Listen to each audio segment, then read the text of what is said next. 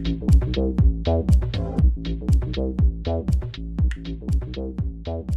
time to duel. Hey everybody, it's Axel Blaze here with the latest Friday episode of the Axel Blaze Productions podcast. In today's podcast, we're going to be talking about our top 10 favorite new anime from 2020. Because despite 2020 being a year where the anime industry kind of fell off after the winter season, when a certain you-know-what changed the world, there was still some really great stuff in 2020. Now, when I say our top 10 favorite new anime from 2020, I mean that I had input from a very important person. And the very important person is my guest, my girlfriend, pastelewe. Hey. Yeah, hey. Fantastic introduction there. Hello again. Hello again, indeed. For those that are new to the channel and have not necessarily watched those videos, Nicole, my girlfriend, she has been in 2 of my podcast episodes previously. The one where we covered the live-action Gantz movies, and then the video where we were both in person and did our take on the Junji Ito books. And if you have not checked out either of those, definitely worth checking out. The Gantz one is strictly podcast based, so there's no video with it. It's just audio. But like I said, with the Junji Ito one, that has us both on screen, so stuff to check out if you haven't already. But that is not the focus of today's video. Like I said, the focus of today's video is the top 10 favorite new anime from 2020. So we kind of, the reason why I suggested this over the best anime period from 2020 is, well, we don't watch everything. Like, we don't watch ReZero yet. So, and I know a lot of people would be like, you don't watch ReZero and you don't have it on your list. So, to avoid that kind of stuff, and you know, we'll see what happens anyway, we decided to talk about the new stuff from 2020. And that being said, the decision process was a joint one. We both gave our input on it. There were concessions on both sides for certain things on there, and as we first made our list, we were like, oh, there's actually more than 10 things that we wanted to cover. So there are some honorable mentions, but Yes. Overall, what were your thoughts on the new anime from 2020? I thought there were quite a few, or I should say the majority were very original. There weren't a whole lot that followed the same cliches. Not that it's a bad thing, but we saw a lot of things that were outside of the box and weird and completely original and memorable. And I really appreciated that given what was going on this year. So they were still able to put out original ideas and very well thought out series. Right. Not that there weren't, you know, generic things out there and Right. stuff that was kind of like, because there was. And if you want to watch a video on the worst stuff from 2020, then definitely check out Mother's Basement's video on it, because yeah, he explains it better than I ever could. But yeah, before we get into the top 10 then, there were some honorable mentions that we wanted to go over. I'm going to keep this brief. One of the big ones, and this was kept off more as a technicality, was Ahiru no Sora, which was a basketball anime based off of a manga that most 3/4 of it were in 2020. It was just the unfortunate thing that the first quarter of it happened in the fall of 2019, so it technically kept it off the list. It was so good. It really was, especially, you know, for a series that the team just was not winning, Yes. and yet it was still enjoyable. And it was a bunch of delinquents. I mean, it wasn't the Kuroko no Basket, you know, let's be boys, let's be teammates, let's get this team you know, to be the best that it is. It was all, can I swear? Yeah, I'll bleep it. Cool. I hate you. I hate basketball. I'm not doing that. You. Wow, we're just going ham on that. Well, it was. They were all a bunch of bad kids, except for Sora, for the most part, who genuinely did love basketball, but it was all very different personalities. It wasn't just the stereotypical bad boy or delinquent, you know, high schooler. They all had very interesting personalities. Mm-hmm. I would definitely agree with that. Mm-hmm. Yeah, it was, and I mean, in all honesty, looking over the list again, it was also the only, like, major new sports series from this past year. Yes, there were some other ones, like there's that climbing anime and whatnot, and, like, there's a gymnastics samurai or whatever, but, like... soft tennis one that was really depressing? I don't know that was... It might have been in 2020, I'm not 100% sure. Stars Align. Mm. Which, the only reason why I kept that off, and not even as an honorable mention, is it was originally supposed to be a 24-episode thing, and then they just cut it to 12 episodes, and there was no resolution of the plot. It literally left off on a cliffhanger that will probably never get answered. So, yeah, that very depressing, though. Very depressing. Ahiru no Sora, a lot better. Fantastic. Yep. Next one. The Misfit of Demon King Academy. Mm-hmm. This was another one that we did enjoy because it's got an OP character which is good to see. The thing is that there was just another anime that we liked a little bit better in terms of having an OP main character, which we'll get into later, but this one was definitely good as well. Yeah. Yeah.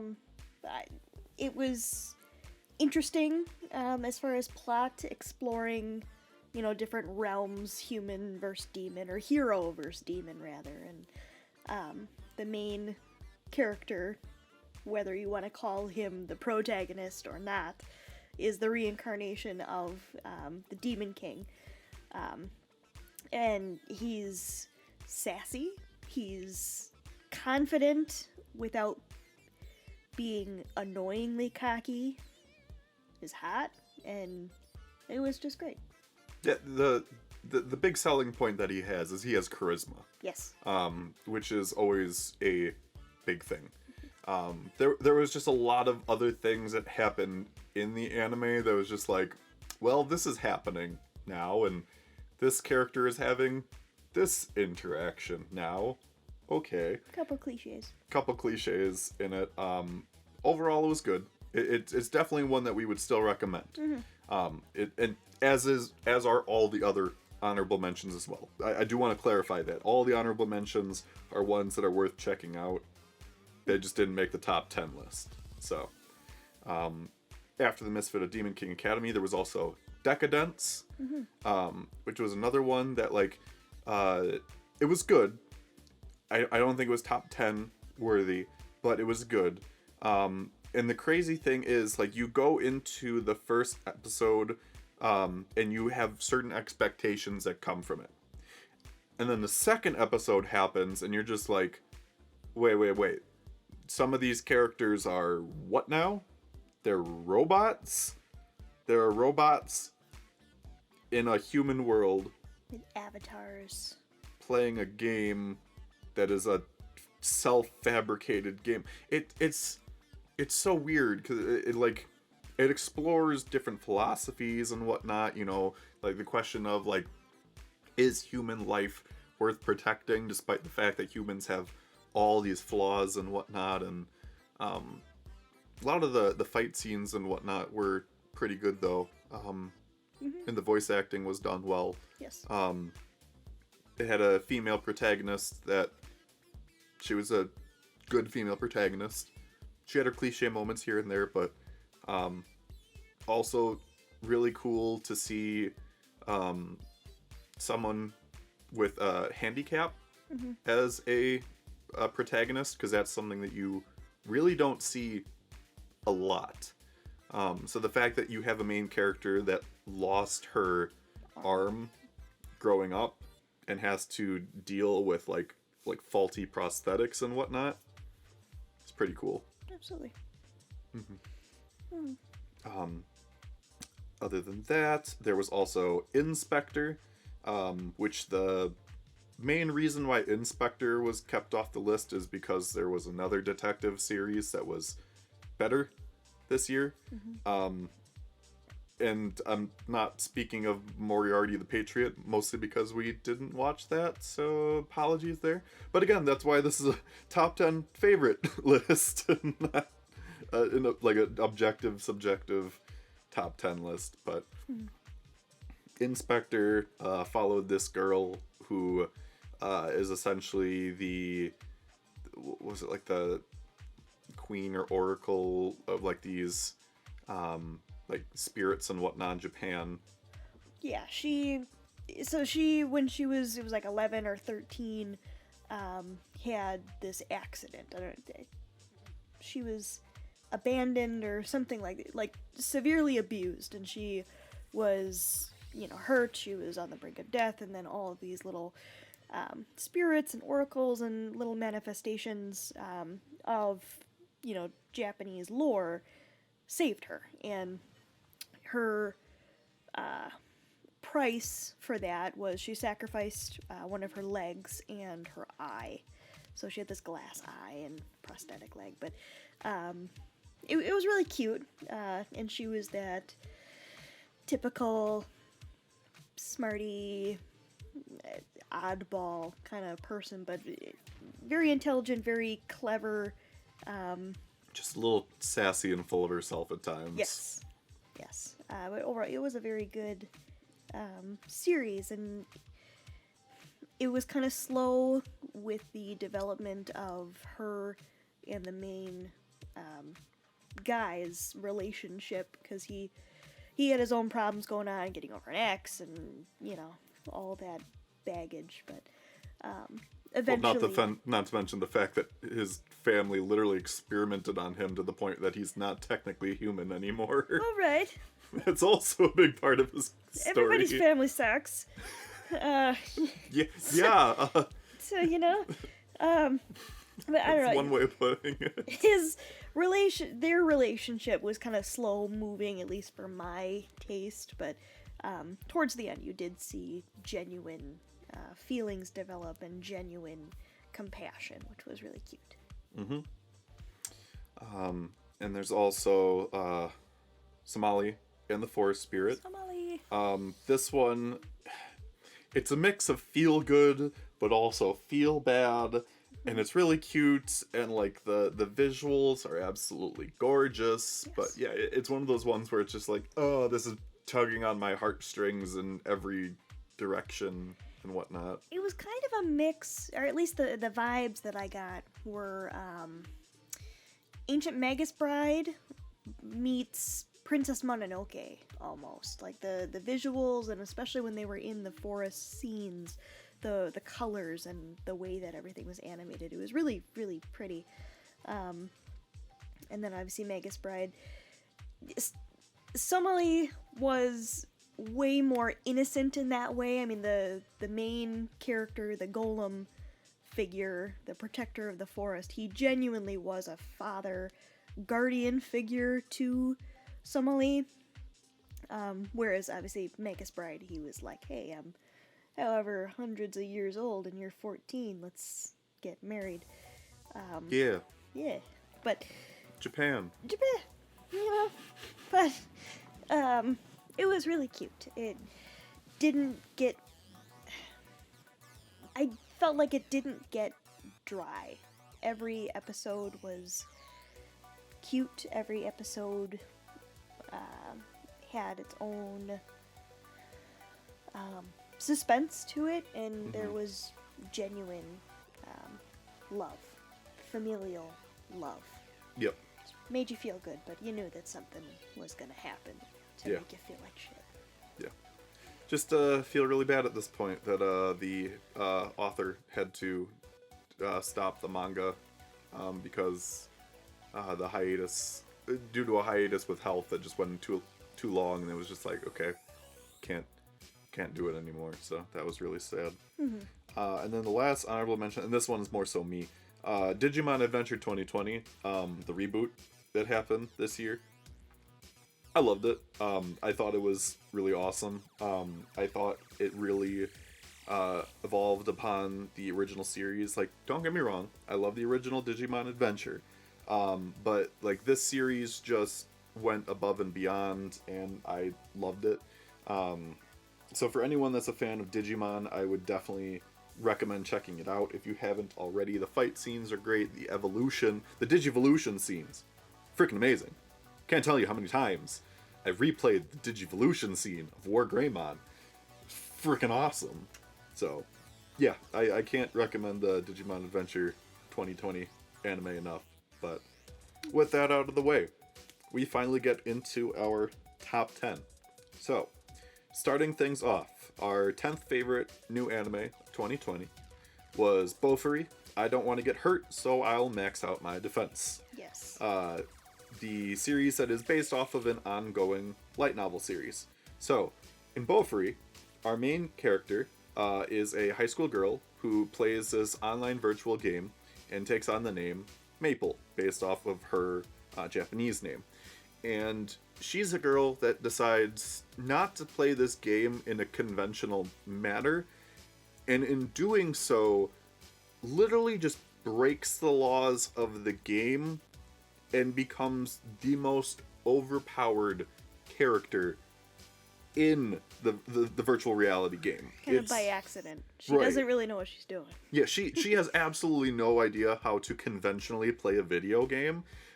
So her thought process, well, I mean, fact of the matter is, her thought process was, I'm going to put all of my points into my vitality stat. She literally puts no other points in any other stat. So she's like, when she starts out, she's literally the slowest character in the game. She only has like the vitality going for her, but she takes no damage.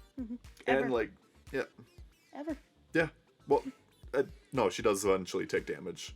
At the very end, when you know, everything hits the fan and it's clan or, you know, teams against teams in the battle royale kind of a thing, yes, you're going to take a little bit of damage, but as far as just the regular gameplay up until the end, she really didn't. No, she did. Well, she did before she started getting resistances. Because like at the very beginning, so at the very beginning, she does not have any resistance to poison. But by the end of the first episode, she has full immunity to poison. But there are other status effects and whatnot that can damage her in the beginning. But like as things go on, she keeps getting more and more things that make her overpowered and whatnot. But the part of the reason, other than the fact that it's just this cute girl that becomes overpowered by accident, it's this great slice of life kind of anime where Maple, her best friend Sally, and all these other people that join her guild Maple Tree, they just really get along, and it's adorable, and like you just enjoy seeing them having a good time and playing this game together. And it's not Sword Art Online where people are dying for real, so that's always a good thing. I would hate for that to happen here. But it's definitely a lighthearted series. And yeah, it puts that spin on the overpowered protagonist genre by making a character who's overpowered by accident. She's not, you know, someone that has an incredible amount of skill. She's not some character that started out with a super overpowered ability or whatnot. She got everything by accident or convenience, through accident, and like it just kept snowballing to a point where she became like the most powerful character in the game. So yeah, any other last thoughts on Bofuri? No, I think that's good. Okay, sounds good. With that said, then we move on to our number 9 on our top 10 favorite list, and number 9 is Appare Ranman. So this was a series that started in the spring, and then like 3 episodes in had to get delayed to the summer season, like many other series because of the state of the world. Appare Ranman follows, in the beginning, the story of Appare and Kosame, who are two guys from Japan. Kosame is essentially a samurai kind of guy, and Appare is an engineer who lives in a kind of honorable, prestigious family, but everyone in town just kind of ridicules him and thinks he's a nuisance because he's just always tinkering with stuff and whatnot. And one day, Appare decides to leave Japan on a steamboat, and Kosame tries to stop him, which causes their boat to just launch into sea until they're picked up by a boat heading to America. And it's in America where they find out that there is a race that is about to happen, like the first automobile cross-country race in history, and the prize money would be enough to send them back to Japan. So with that in mind, Appare decides that he's going to convert his boat into a race car so that they can win this cross-country race across America. And that being said, Appare Ranman is an original anime that has now inspired a manga adaptation. So it was an original anime prior to all of this. So my big thing with Appare Ranman is that, first of all, I love the opening soundtrack and the ending soundtrack. They're fantastic. I still have them in my top 40 list that I play constantly in the car. And the cast of characters is incredibly well designed.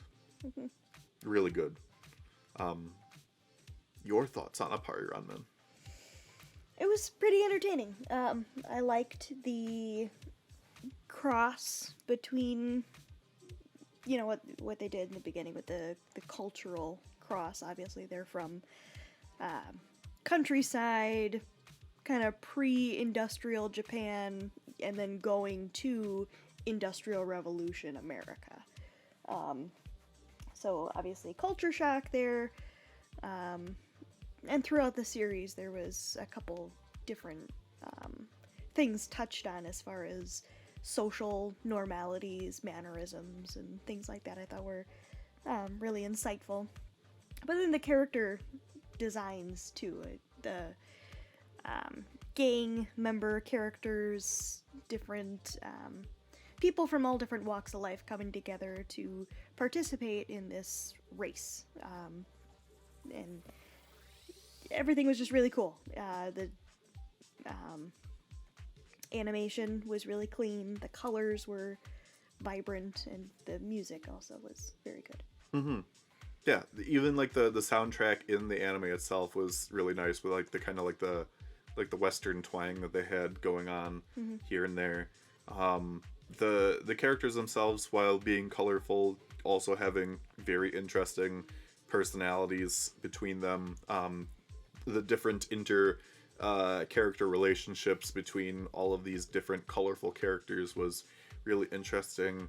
And it even had a couple twists in there that were kind of unexpected. It was just like, you go in with a preconceived mindset of like certain characters and find out they're not really who they are, and somebody else is a very different person than who they appear to be. But you don't know that going into it. So that was something where I was just like, oh, okay, I appreciate that there's this twist in here that was really good. So yeah, it was definitely enjoyable. Definitely glad that it got to finish in the summer, because again, it was really sad that it didn't get to conclude in the spring. But again, state of the world, it is what it is. But that's what puts Appare Ranman at number 9. And then moving on to number 8, we've got Tower of God. Based off of the ongoing manhwa series. It is also the only manhwa series on this top 10 list. But yeah, so for those that don't know Tower of God, Tower of God is about this character named Bam. And he is this kid that knows nothing of the outside world or anything. Like, he essentially grew up in this kind of hole area where he was alone until this girl named Rachel showed up and kind of gave some new meaning to his life But then she decides that she wants to leave and to go see the starry sky, and she decides to enter this tower. And Bomb tries to go after her.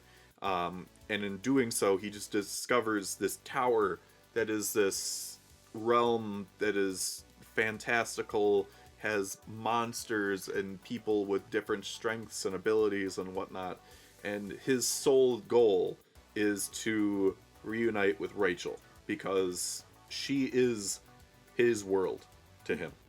And we meet a cast of really interesting characters along the way. There's no set guidelines for what characters should be or look like in Tower of God, which is an interesting thing. That, like, it's not just, oh, like, these are humanoid characters, or, oh, these are animal characters. No, you have people that look like anything and everything, which really makes it interesting in that regard. And then Bomb forms the friend trio of him, Kun, and Rock, and it's really funny that Kun is voiced by Bakugo and Rock is voiced by All Might, for those that watch the Japanese version. So really fun. What were your thoughts on Tower of God? Obviously, I appreciated that it was adapted from a manhwa. I am, for those that don't know, very partial to anything and everything Korean. Before K-pop was cool, mind you. Okay, gatekeeping, I get it, keep going. No. OG over here. But I appreciated the celestial elements, and like you said too, how the characters were, you know, it's not just humans and monsters, it was everything in between, and different identities, different things. I mean, I don't think everybody was you know, identified as a specific thing. A lot of things were pretty androgynous, and that's always appreciated. Yeah, they just kind of like left things like open to interpretation. They never, at no point did they ever decide to stop and say, hey, this person is of this race or this group of people or whatnot. It's literally just like, here's a ton of people that don't necessarily make sense together, but they're all here. Everyone's cool and whatnot and has superpowers, and yeah. Yep. But yeah, I will say, as someone that did, I have not read all of Tower of God. I stopped, I want to say, somewhere between 150 and 200 chapters in. For those that know the train arc, that's where I stopped. But what I think Tower of God's anime did was really great, because it adapting manhwa is very different compared to adapting anime and whatnot, because we're talking like vertical comics and whatnot compared to manga, where everything is horizontal instead. So adapting stuff is very different in that regard. On top of that, the beginning of Tower of God is a lot more simplistic in its art style and whatnot, so there's a lot more room for interpretation that got done for the anime, and I think that it did a really great job. They did. The detail that you can see specifically with Tower of God and then God of High School is the blushing. You know, obviously that was present in the original illustration, but seeing it animated, it was just so, it was soft, and it softened everything. The areas of the face, the ears that were blushed, and you could just see, you know, throughout the different races and species of people, they kept with that trend, and I appreciated that, because you don't see that. I mean, anime has, regular Japanese anime has a pretty standard color pattern, and where you put shadows, where you put highlights, so this was a little bit different. It was cute. And the main reason why Tower of God made the list and God of High School and Noblesse didn't make the list is just because, at least, especially for me, and like going off of information that I got from other people that are more familiar with the other manhwas and whatnot, is that Tower of God had a more faithful adaptation. God of High School was great in terms of how flashy it was. The animation was fantastic because of the mocap and whatnot. But, from what I heard, they condensed a lot into the span of 12 episodes. So there was a lot of stuff that was missing that's going to make it a little bit more difficult to care about certain characters come season 2. From what I learned, they go a lot more in-depth in pretty much almost every side character that we got to see in the first season, which is unfortunate that we didn't get that. I don't know why they didn't get to do a 24-episode series, but that would be my one complaint. But that being said, the director of Tower of God is in another anime that we'll be talking about later, which is part of the reason why that one is as good as it is, but I digress. Noblesse, on the other hand, decided, hey, we're going to have a new anime adaptation.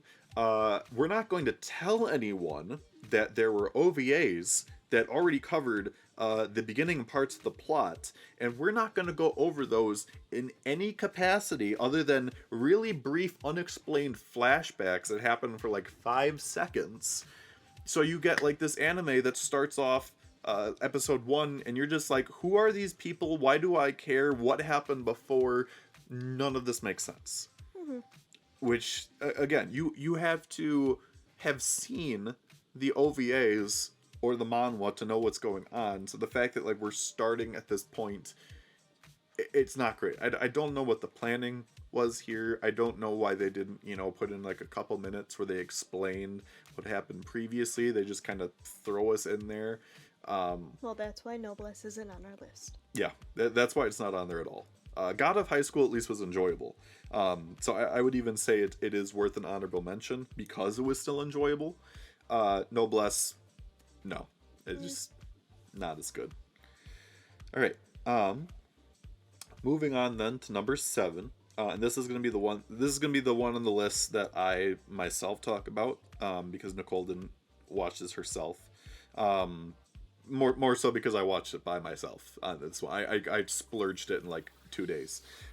Is Keep Your Hands Off Eizouken, which is another series that's based... Okay, so this is the first one on the list that's based off of an ongoing manga. And this is the one where you've got these 3 girls, I'm gonna butcher the name here. Asakusa, Kanamori, and Mizusaki. I'm probably only butchering the first one in all honesty, but I also don't really care about that character as much, so I digress. It's about these 3 girls who are very different people compared to your normal society. 2 of them are gremlins, and then one of them is a celebrity. But all 3 of them, well, mainly 2 of them, want to create an anime. And then the third one wants to make money off of it because her obsession is more or less money. You learn why in her backstory and whatnot, but I digress. The reason why Keep Your Hands Off Eizouken is so great, in my opinion, is that when they're going into the anime creation and whatnot in every single episode, you've got one style of animation for the anime itself. But when they bring in the elements of the anime creation and whatnot, they bring in one or more other styles of animation to bring things together. Like the first episode, like the 3 characters come together and they think of like a flying machine as they fly through this animated city, like designing it as they go and like making it better and whatnot. The part in the anime where they make a mecha anime, it's all just really good. The theme song is also super catchy. I've made Nicole listen to it several times in the car. Easy Breezy is just super catchy. But yeah, it's such an enjoyable experience. The main reason why I even gave it a shot in the first place was because Kaiser Neko on Twitter from Team 4 Star was constantly tweeting about it week after week. So I thank him for, not that he'll ever see this video, but I thank him for keying me in on this series.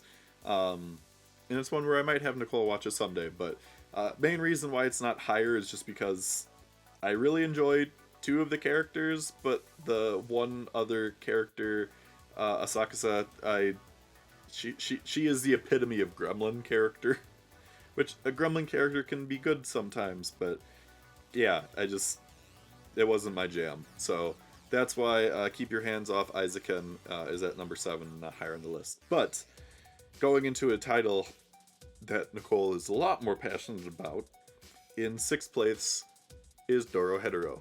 So I'll allow you to take it away for the description here. Yes. So for those of you that haven't seen, Dorohedoro is a CGI series. Very well done, very clean animation there. Revolving around 2 kind of I wouldn't say interdimensional, but different planes of existence. One being a world called Whole, which very accurately describes that, and then a sorcerer world. So they're interconnected. The people of Whole are not sorcerers. They're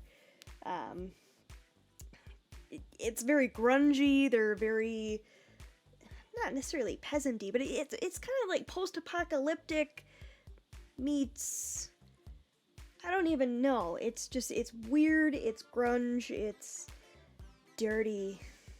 The whole, like poor steampunk. Yes. The whole series is just whack. So we have the main characters, Kaiman, who from the picture you can see is a lizard person. He's a human. He was turned into a below lizard. the neck. Technically, yes, but he was like 8 feet tall. Yeah, he's a super tall jack dude. Right. But turned into like a lizard person. And the other girl, Nikaido. So you get a little bit of the backstory between the two. You're trying to piece together what happened to Kaiman, because he wasn't always a lizard person, obviously. So you see a lot of these sorcerers going back and forth between Whole and their world, and there's human experimentation and gangs, and then you meet the main antagonist, N, who is a sorcerer kind of leading this mafia. Like, he has this tight family group of sorcerers, assassins, who are all just fantastic. Every single character is dynamic, is interesting, and ridiculous.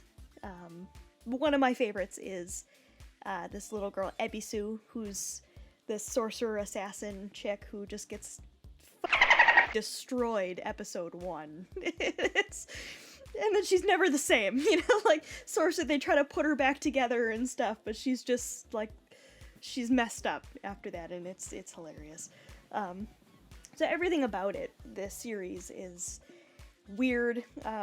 For those that have kind of a weak stomach, maybe don't eat when you're watching this show. Yep. Because there's a lot of gore, there's a lot of, the way that things are animated, it just has a lot of grotesque detailing. But that's the charm. I love it. Right. The big selling point of Dorohedoro is the absurdity of it.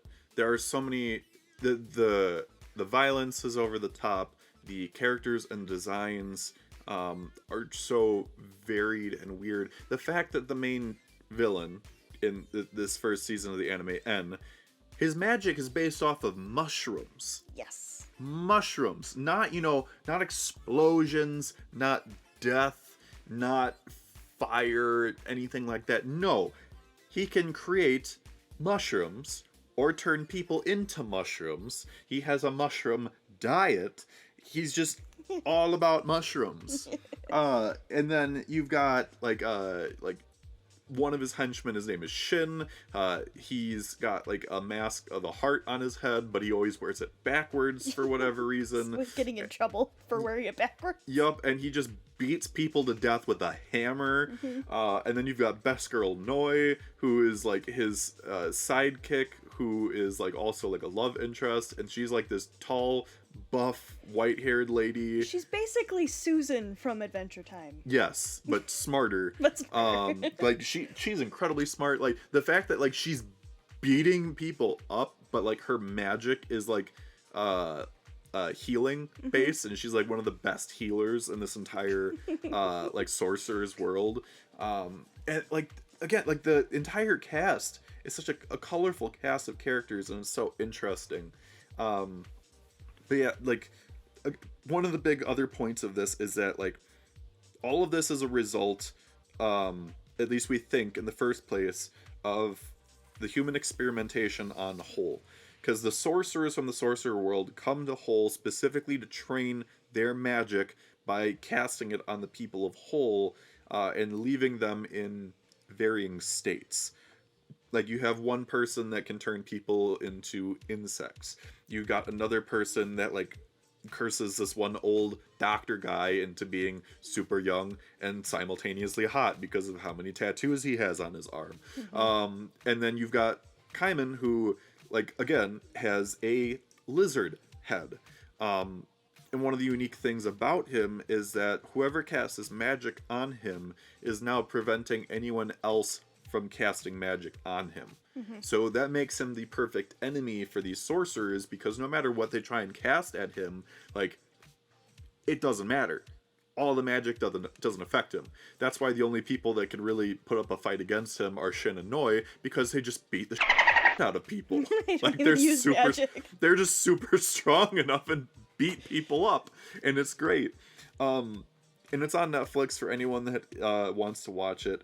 It is CGI, but it's, other than Beastars, it's one of the best CGI anime of recent years, which is a positive. Like, I don't know that it would necessarily work as an anime in 2D style.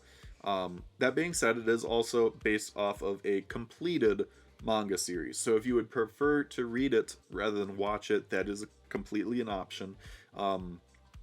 The art style of the manga is really cool and intense as well.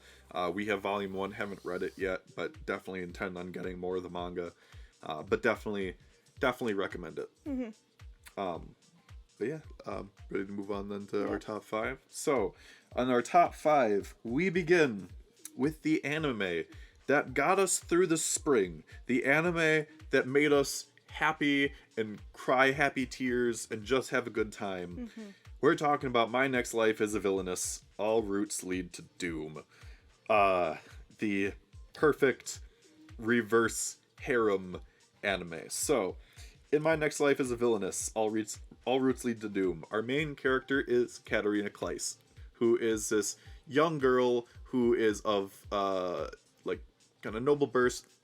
She's not a princess or anything, but she's high society, and she falls on her head one day, and all of her memories kind of flood back to reveal that she got reincarnated into her favorite otome game as the Villainous in an otome game, and thus begins her quest to try and prevent her death in this series. Because in this otome game, the Villainous, more often than not, dies, depending on what route the player character, playing Maria Campbell, like, whoever she chooses with the love interests and whatnot.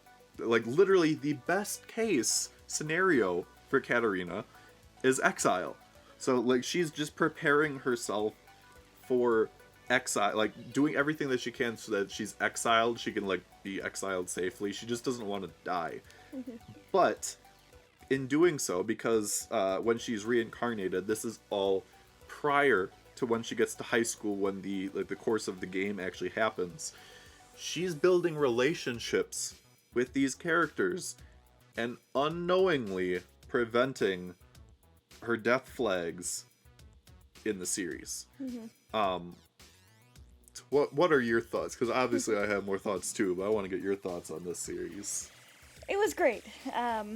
Coming from somebody who has played a plethora of different visual novel games, it really held to the nuances in there and, how things go, kind of chapter by chapter, so to say. And I just thought it was really funny how she was such a spaz. Realizing that she was isekai'd into this visual novel game and she's the villainess, she's like, oh, I gotta be nice. And so everybody's like, I don't want to die. Yeah, like, what's wrong with you? Doing all these things that aren't necessarily royalty, by mannerisms and things like that. But she becomes a very unique character. Everybody loves her. Obviously, all the love interests fall for her. All the female characters fall for her. And one by one, you just see, they kind of not break the fourth wall, but they have their own little moments. All the girls are like, he's not gonna have her, she's mine. And just... There's literally a chapter where, like, you have two of her female friends, like, reading this book that everyone else got trapped in, and they're literally watching scenario by scenario as, like, the love interests are all trying to hit on Katarina and, like have their, like, perfect fantasies with her. It's just... Yeah, it's really funny. Yeah. But yeah, one other thing of note here is that, like, she reincarnates, I want to say at, like, the age 7? Yeah, like, around then. Between 7 and 9. Yeah. And the key thing here is that prior to her falling on her head, and regaining her memories, she was still living the life of the Villainous prior to that, and, like, she was a snotty brat, like, in this game before becoming, like, this hoity-toity evil, like, heir to, again, a noble family and whatnot, and, like, the fiance to the prince. So, like, her hitting her head and, like, having this 180 in her personality is something that does not go unnoticed by other characters and whatnot. But they all just come to love her. And it's so heartwarming to see her, like, forming all these relationships with the different characters and whatnot. And not just even the love interests, but seeing her relationship change with her mother and father. The relationship with her maid is one of the most wholesome things. It's so good. It's so great. And in 2020, when everyone decided it was all of a sudden time to make manga about people reincarnating into otome games, and specifically villainesses or characters that are in love with villainesses, this is one that definitely stood out. Although that being said, it was also based off of a light novel series first that I believe started in 2017, still ongoing. It's inspired several manga adaptations at this point as well. Just really, really good. Yeah. Any last thoughts on it, or? All the guys were hot, as usual. And all the girls were attractive too. Yes. Everybody was so attractive. And the opening and the ending are very fun here. Yes. Which is, I completely forgot to mention with Dorohedoro, the fact that, like, the opening was great, but they had, like, 5 different endings too was really interesting. And, like, it followed the plot and it was great. And yeah, but My Next Life is a Villainous, really great.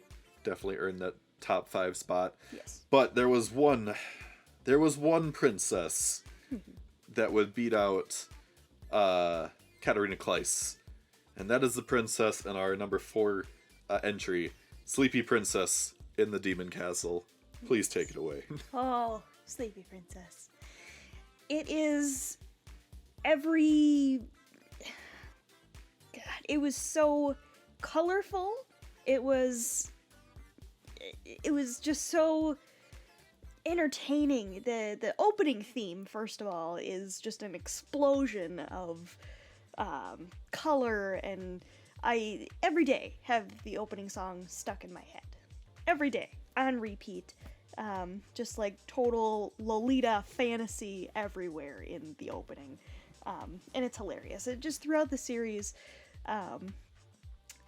it was entertaining for obvious reasons, you know, all the antics and, you know, crazy things going on, and, you know, just unleashed chaos that a princess could do in a demon castle. But the fact that her personality, you don't see a super cute little protagonist girl be such an asshole.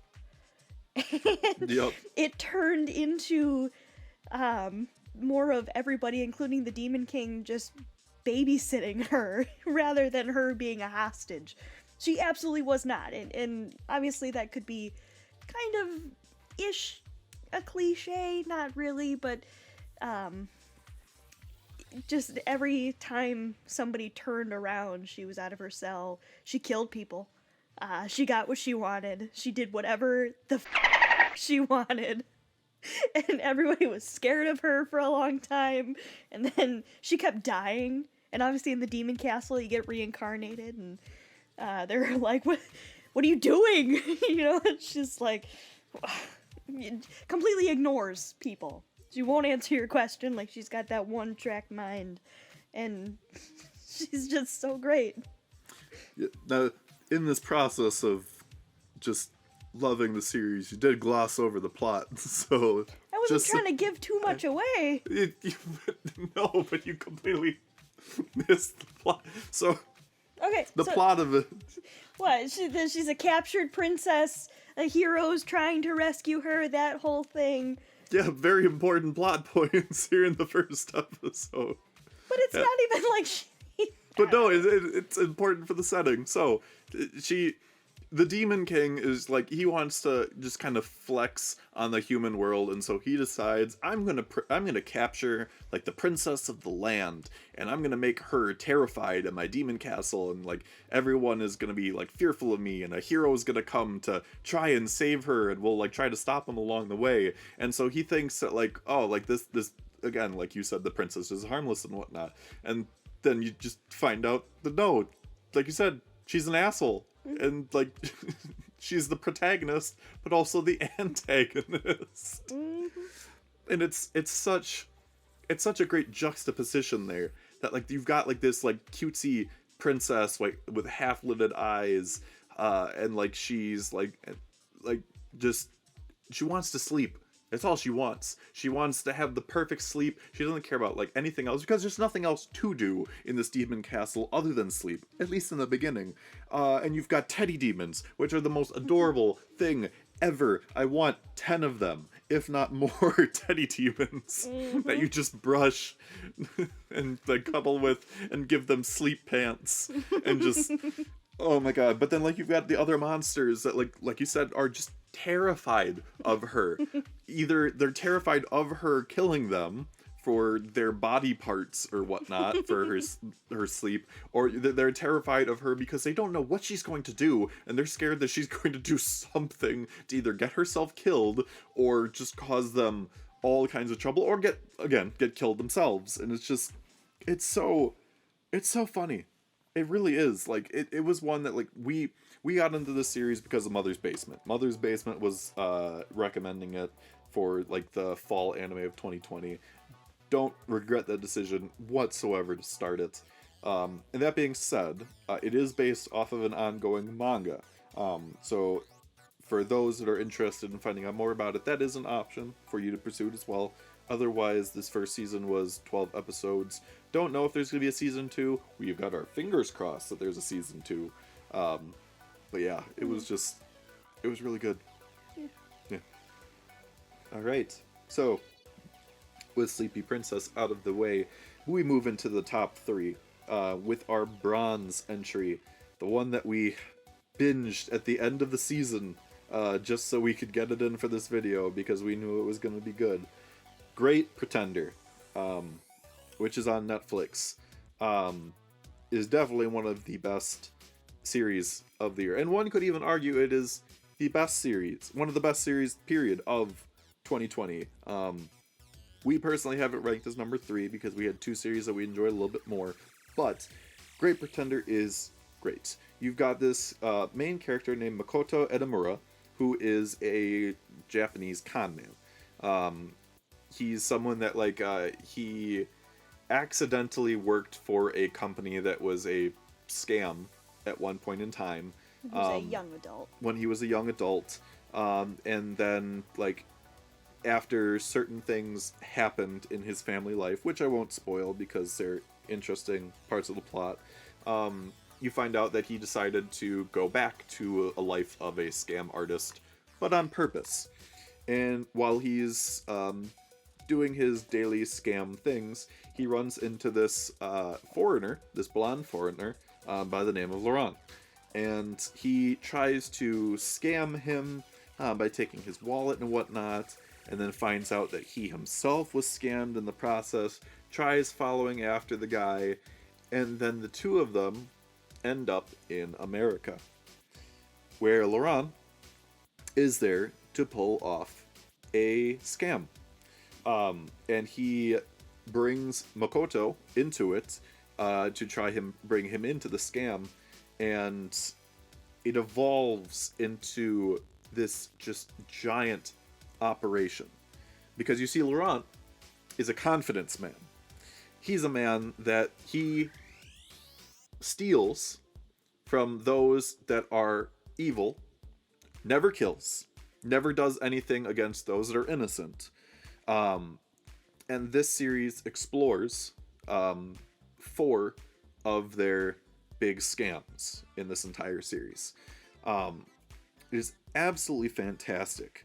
One of the most interesting things about it being the coloring of the scenery is absolutely gorgeous episode to episode. You've got vibrant colors everywhere, and it just makes the show pop. And the characters are interesting, the bad guys are really interesting. You've got simple jazz opening with no lyrics, and then you've got Freddie Mercury singing Great Pretender for the ending theme song with cats for whatever reason. Don't know why. Cats are great. Cats are great. But yeah, so good. What are your thoughts on Great Pretender? I share the same thoughts. Very good to... Can't talk. Very... It's late. It's when we're recording. I work so early in the morning. Mm-hmm. The colors, yes. Very vibrant, very... mesmerizing, really. I mean, it's so bright. Kind of like when you turn up, you play with the TV settings and you turn up the saturation all the way to one side, and it's just very warm toned, and it's just that's kind of the background for a lot of this. Obviously the people are normal colored, but it was very interesting to look at, and I really appreciated how with every arc, with every heist that they explored, it was connected to one of the characters and explored their backstories, whether it be tragic or whether it be, however it may be. But more often than not, tragic. Yeah, some less tragic than others, given the circumstances. But yes, character developing, no less. It was a very good watch. And no two scams were alike, Right. either. Like, that was a really big thing. And that made it all the more interesting. Like, you think to yourself, okay, how are they going to scam this person? How are they going to scam this very different person? How are they going to scam this third very different person? Like, again and again. And it was a 2-course season. Like, the 2 halves were split, but both of them came out in 2020 on Netflix. We watched the dub. So we don't know what the sub experience was like. But that being said, we can vouch for the fact that the dub of this one was solid. Mm-hmm. Johnny Yongbosh was the voice of Makoto, and he played it off very well. So I can definitely recommend it in either language, I think. And an interesting thing was, like, it started the first episode with them speaking in, like, like Japanese, some like broken English and stuff like that. So they were using some of the original audio from the sub. So part of me wants to go back and see it in the sub just to see how they did things, but can definitely vouch that the English dub on this one was very good. And it's something that's worth watching. This one is one of those that was an original anime first, and it did inspire a manga adaptation that started this past year. So that is an option as well for people, but this is definitely something that the anime should be enjoyed because it is very good. It is very solid. I also want to add to their use of language. So even though we had it in dub, whenever it got to a certain arc where it was very prominent in a certain aspect of Japanese modern culture, or Chinese. That's what I'm saying. So, tiny little tidbit here when they were dealing with Yakuza. The certain members of the Yakuza were speaking Japanese. They were dealing with a Chinese sanction, so they were speaking Chinese throughout the whole series. There were people speaking French, and going to different countries, speaking different languages. So even though it was the English dub, it wasn't, all English. And I think I can appreciate that probably more than if we go back and watch the sub, because that would potentially be all Japanese, maybe throwing some French or the Chinese in there. But the fact that it was going in between English and all these other different languages too was really cool. Or broken English, because there are several points where like Laurent compliments Makoto on his English getting better. Yeah. So I can only assume that like there were more moments of like I shouldn't say broken English.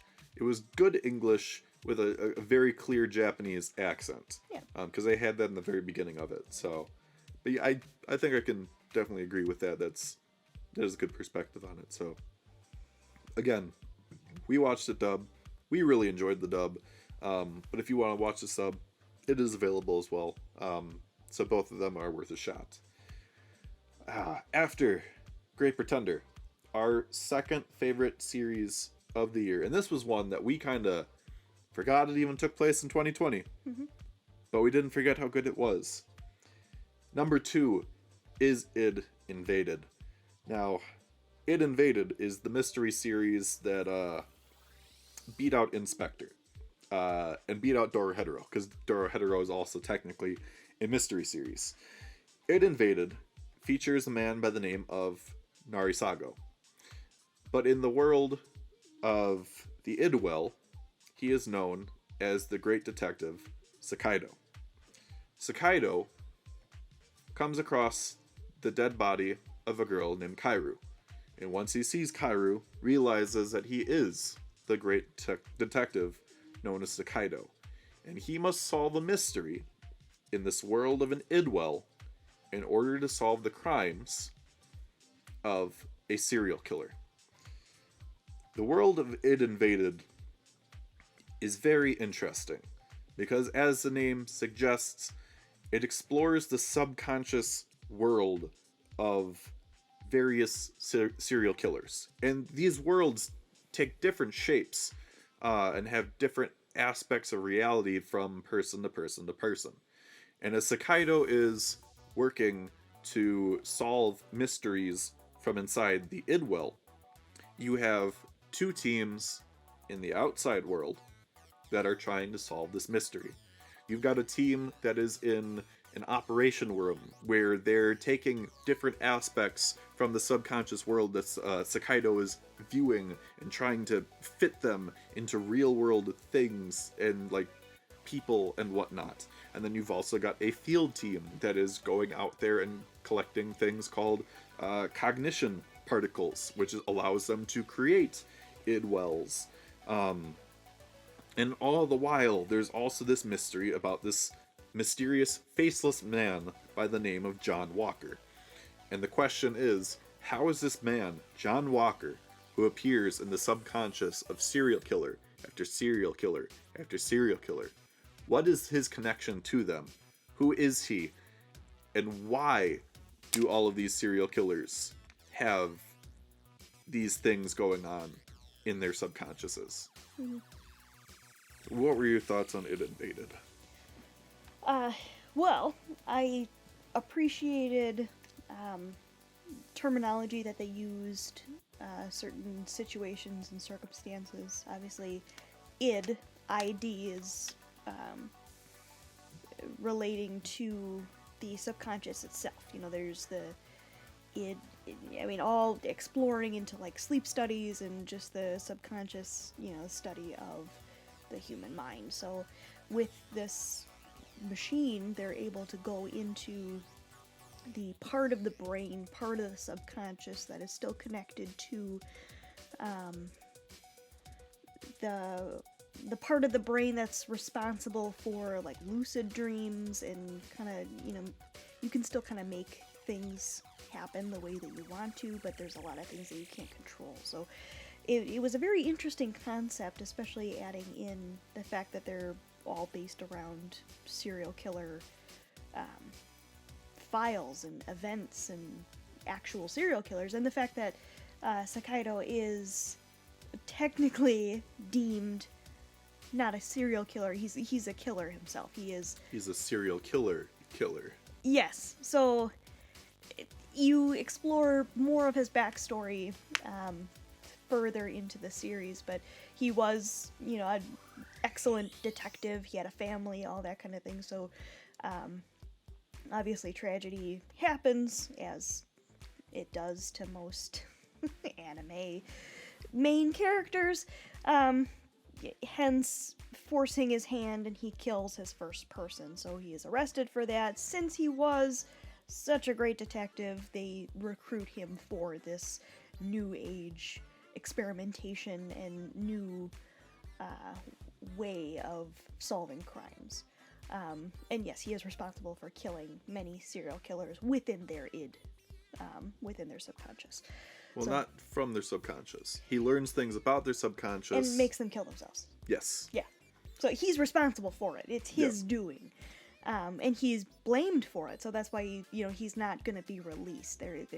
He's sentenced himself to life. And obviously, not having a family anymore, he doesn't care. So he's going to do whatever the fuck he wants. It was very intense. I really appreciated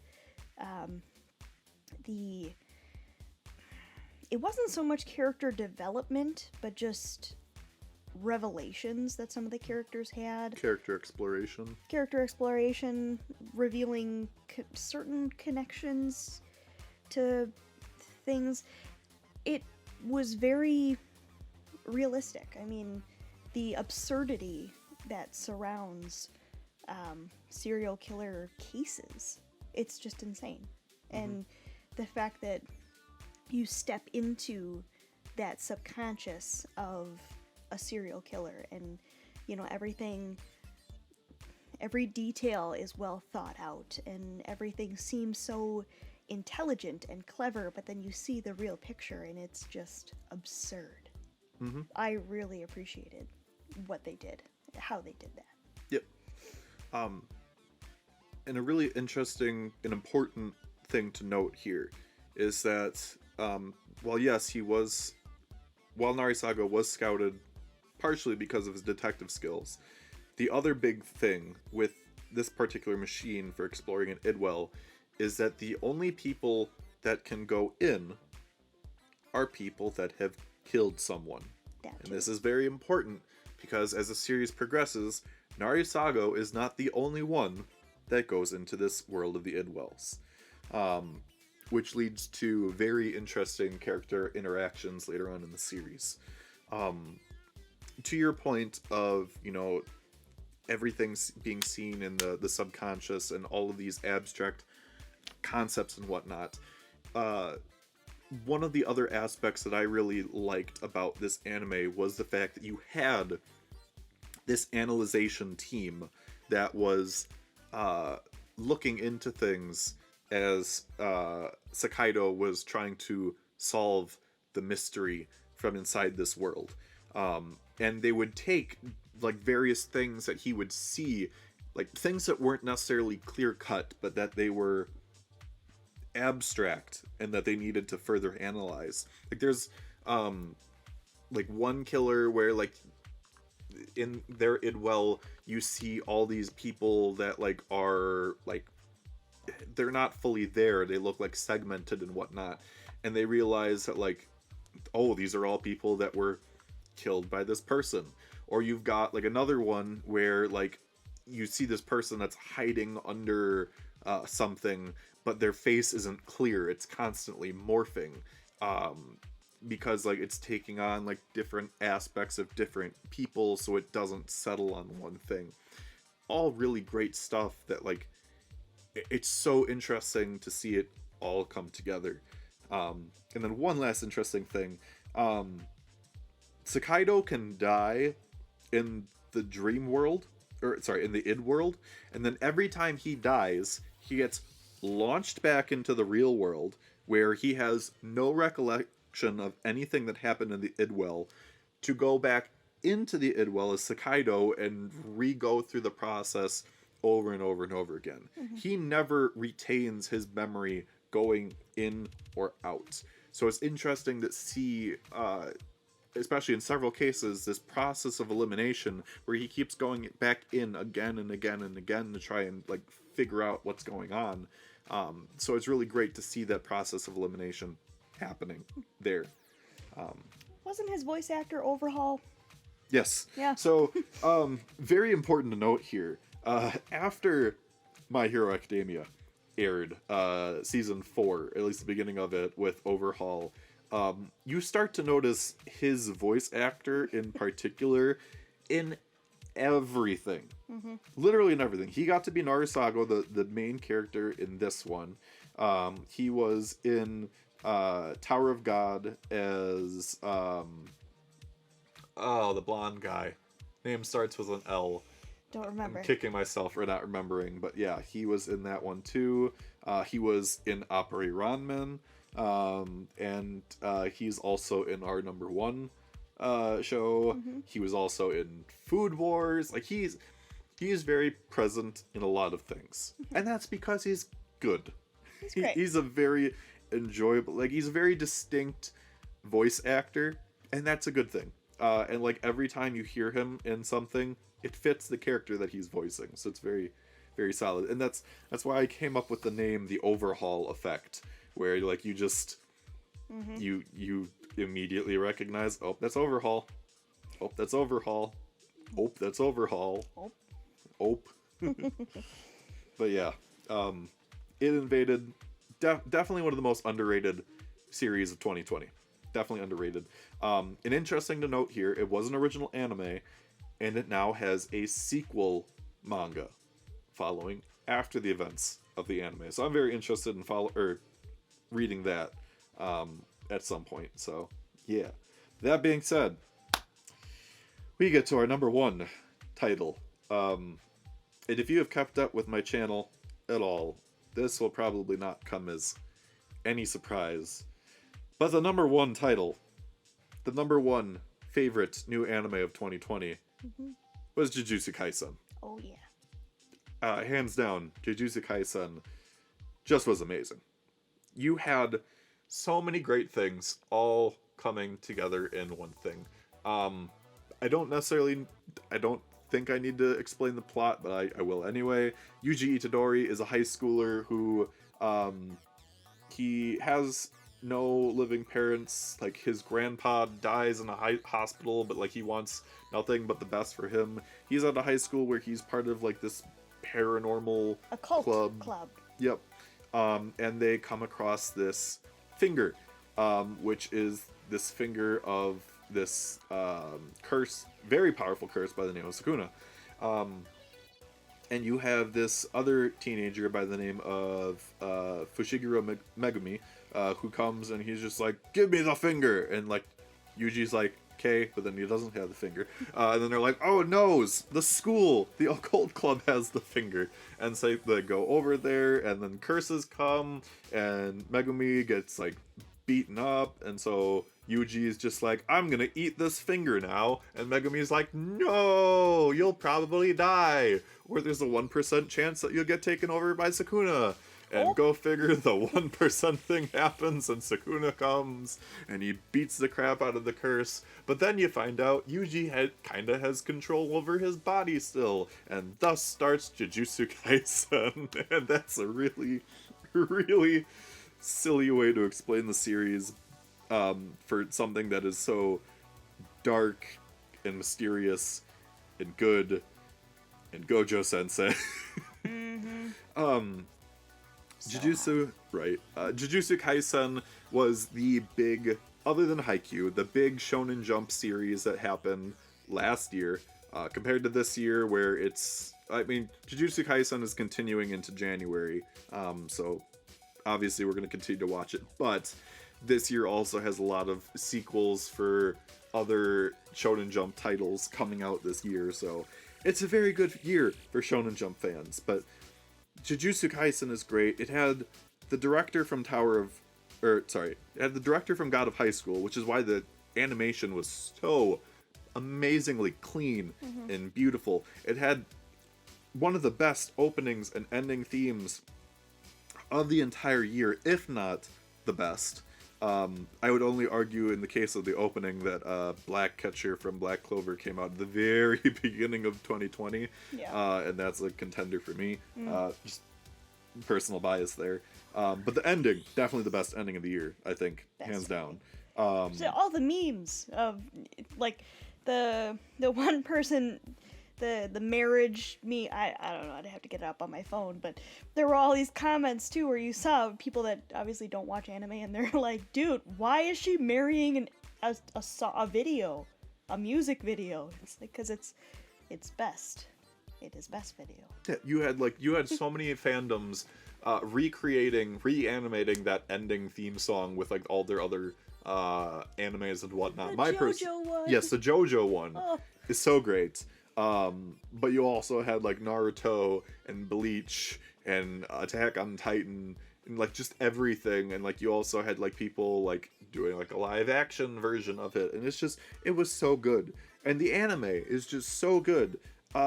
It's great because it is so dark.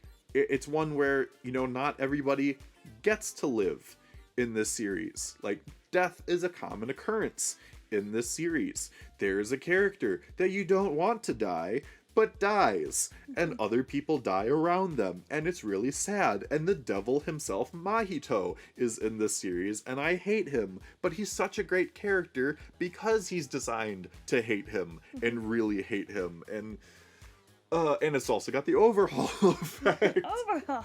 Because you've got Overhaul's voice actor voicing Nanamine, and it's so good. And Parkour Action Panda, and best character, Todo, the man of culture himself. She doesn't know this yet because she doesn't watch the manga, or she doesn't read the manga. But Todo, the man of culture, one of the best characters in all of Jujutsu Kaisen. Well, we saw him briefly. I know we did, but he gets even better in the second half. So just saying, and just it's so good. The voice acting cast is spot on.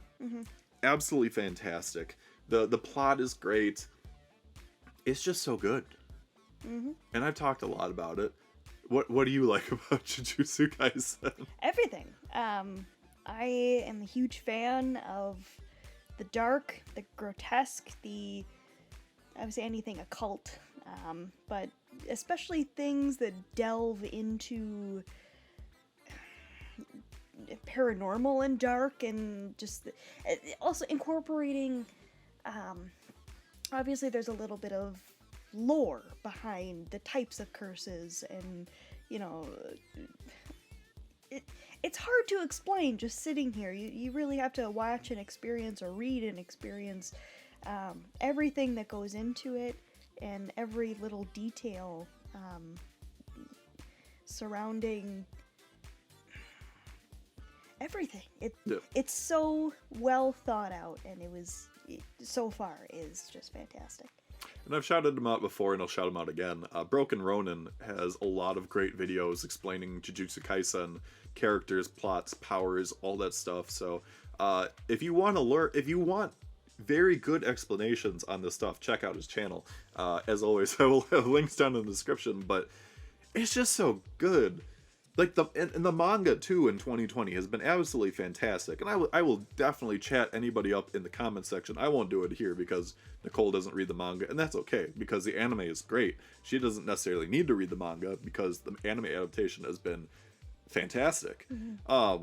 But yeah, 2020 for the Jujutsu Kaisen manga has been insane. And the first chapter of 2020 was awesome and had a freaking Junji Ito reference. And like you had previous chapters that had Bleach references. And like the series as a whole is a kind of homage to Hunter x Hunter and stuff with that. It's so good. There was an Ultraman reference. There's all kinds of like jokes and parodies that happen. It's just so good, and the soundtrack is also really good. Like the insert tracks with like the hip hop and whatnot, always fantastic. It's just so good. And if you're one of the rare people that hasn't watched Jujutsu Kaisen yet for whatever reason, please give it a try. It's really good. But for anyone that has watched it, I think that you can agree that it's, even if it's not necessarily your number one this year, it was really good. It was one of the best. So yeah, I think unless you have any other things to say about it. Another thing about the ending, the best ending, it was also done by the same people that did the opening for Beastars. Yep. So that's why it's so fantastic. Yep. It's all day, every day. Same with Sleepy Princess opening, just stuck in my head. Oh, and also, you made me think of something. The music video for Kai Kai Kitan, the opening, is so good. Yes. It is one of the best animated music videos I've ever seen. And it takes a lot of the animation from the series, but like has other like elements like splattered throughout it. It's so good. I'll have a link to that too in the description if you haven't seen it, because it's just amazing. I love Kai Kai Kitan. I love it so much. It's such a great song. I just love everything about it. I love everything about Jujutsu Kaisen as a whole. It's a great series. Definitely deserves the number one spot. And I might have been a little early in me making another separate podcast where I talked about how Jujutsu Kaisen could win the Crunchyroll Awards for this year. But after that first half of the season, yeah, it's going to win several awards this year. So, but that being said, I think that wraps things up here. I think so. While 2020 wasn't the best, I think, especially after going over this list, there was a lot of good that still happened for anime in 2020. So it's not, last year was not a year that couldn't just be written off. There were good things that still happened.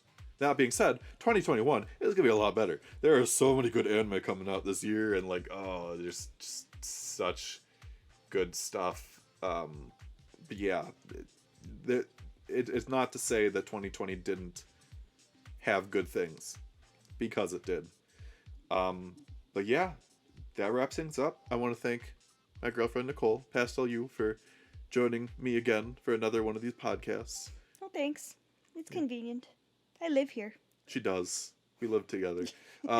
She's my anime buddy. We watch anime together. Yes. For many years. It's so good. If you guys have stuck along the entire time, thank you. Congratulations. You are the MVP for sticking with us for so long throughout this entire thing. Thank you. If you like this video, please feel free to like it. Share any comments that you have down in the comment section. I try to react and respond to every comment because I enjoy seeing your guys' comments. So if you have any thoughts on our top 10 list, random things falling in the background of the video. It's a ghost. It's a ghost. Patrick Swayze. It's a curse. Are you here? It's a cursed spirit. Oh. If you're not subscribed already, but want to see more future content, please hit the subscribe button. Otherwise, for now, I'm Axel Blaze, and we should probably take care of whatever happened in the kitchen. Yeah. Curse spirit, everybody. Bye-bye. Bye.